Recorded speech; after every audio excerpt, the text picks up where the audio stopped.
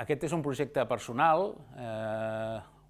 Un dia, fa uns quants anys, jo vaig descobrir un vídeo que havia penjat Microsoft, en el qual sortien unes entrevistes que feien a unes nenes de primària i els preguntaven si coneixien algun inventor i després els preguntaven si coneixien alguna dona inventora. I no en sabien cap. A partir d'aquí vaig començar a mirar, vaig veure que hi havia alguns estudis que deien que en els llibres de text pràcticament no hi ha referents femenins, però clar, a mi el vídeo em va obrir els ulls, perquè en el vídeo sortien unes quantes dones que havien inventat coses. A partir d'aquí vaig començar a buscar i com que jo tinc una certa tendència a fer servir el format web, perquè és el que faig servir a les meves assignatures, doncs vaig agafar i vaig fer-me un web al començament per ús personal, per guardar la informació d'alguna manera. I en allà hi vaig posar informació de les 11 dones que havien sortit al vídeo, la vaig anar ampliant, al cap d'uns mesos ja en tenia 100 i pico i en aquest moment n'hi ha gairebé 900. Per tant, a poc es van afegint, em vaig trobant més. Sempre hi ha més científiques que tecnòlogues, és lògic, perquè a poc les dones s'han anat incorporant a diferents camps, però primer van començar pels camps que tenien més facilitat per entrar.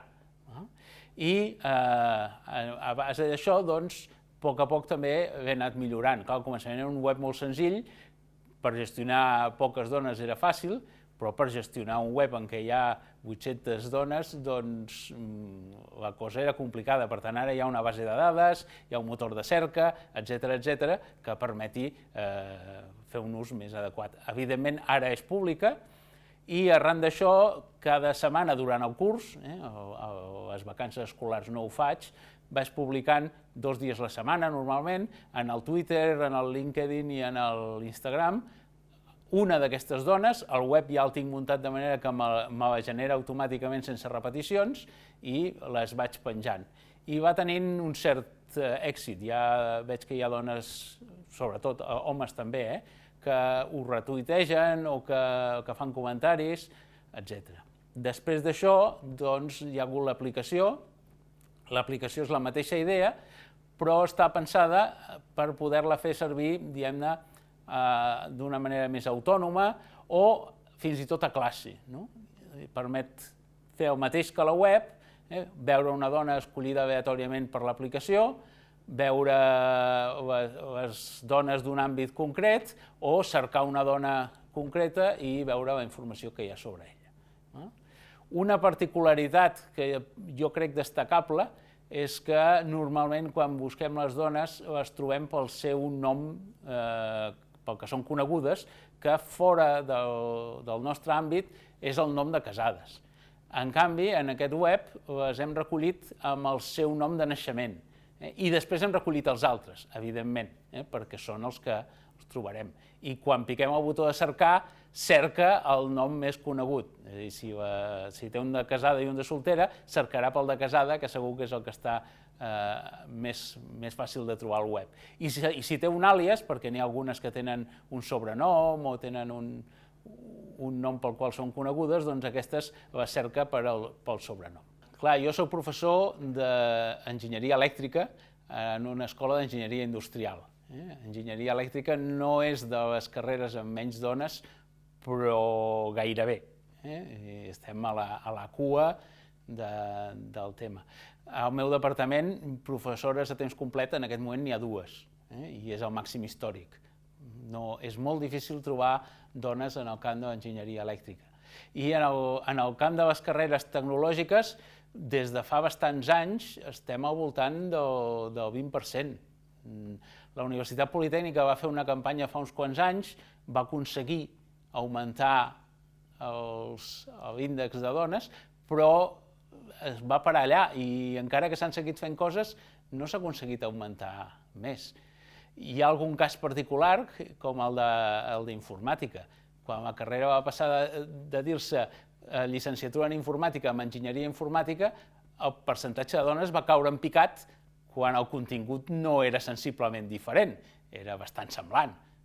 Però només el fet de canviar la paraula va fer caure en picat el percentatge de dones. A poc anem veient que les persones que interactuen amb nosaltres, sobretot professors de secundària, especialment professores, s'interessen pel projecte i sembla que el fan servir. No tenim un sistema per mesurar ni els accessos al web, és un web personal, ni les descàrregues de l'aplicació. Però per la interacció que vaig tenint amb aquestes persones veig que hi ha un cert interès, no sé si ho fan servir molt o poc, si s'ho miren un dia o ho fan servir a classe, però hi ha un cert interès. En qualsevol cas, és un projecte personal, per tant, no està fet per fer publicitat, sinó simplement per aportar el meu granet de sorra en aquest tema.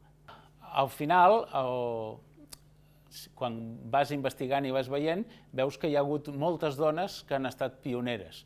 En ciència, hi ha hagut moltes dones que han estat les primeres en. I, per exemple, sabem que la primera dona que va descobrir el canvi climàtic o les causes del canvi climàtic va ser una dona. Curiosament, el que consta és un home que ho va fer una versió millorada uns anys més tard, però la llavor del descobriment és d'una dona. I així passen moltes altres coses. Molts dels aparells que tenim al nostre voltant han estat inventats per dones. La nevera, la planxa, etc. Home, són coses de casa, sí, la serra circular també. Hi ha molts elements que tenim al nostre voltant inventats per dones. El gel hidroalcohòlic, tan de moda aquests dies, va ser inventat per una dona. I aquestes coses normalment no es coneixen. En els llibres de text, a part de Marie Curie, segurament no n'hi trobareu cap més. En els llibres més o menys sempre hi ha les mateixes i n'hi ha moltes altres que queden amagades. També és veritat que no és fàcil fer un llibre. En el meu web recullo el nom, si la sé la data, a vegades la data és segle XIX, no és més, perquè no hi ha més, i què van descobrir o què van inventar. Amb un llibre has d'omplir com a mínim mitja pàgina i a vegades és difícil saber fins i tot on van néixer o on vivien. Per tant, és lògic que d'algunes d'aquestes dones no hi hagi més que unes dades. En els llistats en surten més, hi ha alguna web que n'hi ha bastantes, però jo diria que en aquest moment, pel que jo he trobat, la més grossa és la meva. Això no vol dir que, clar, jo les altres que hi ha me les miro i, per tant, si en allà veig que n'hi ha una que jo no tinc, busco més informació i les vaig afegint. No sé si ells fan el mateix mirant-se la meva, però, clar, això depèn una mica del procediment que segueix cadascú. L'objectiu, el problema serà a quin termini ho aconseguirem, és que hi hagi un percentatge similar de dones, sobretot en tecnologia. No sé quan serà això.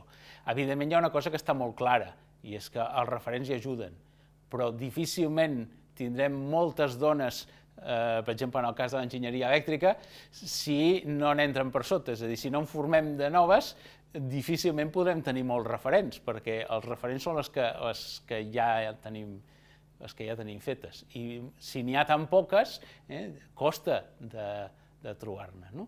És el mateix que amb les professores. Si als concursos no se'n presenta cap, no se'n pot escollir cap, perquè no ens les podem inventar, les hem de treure de les que existeixen.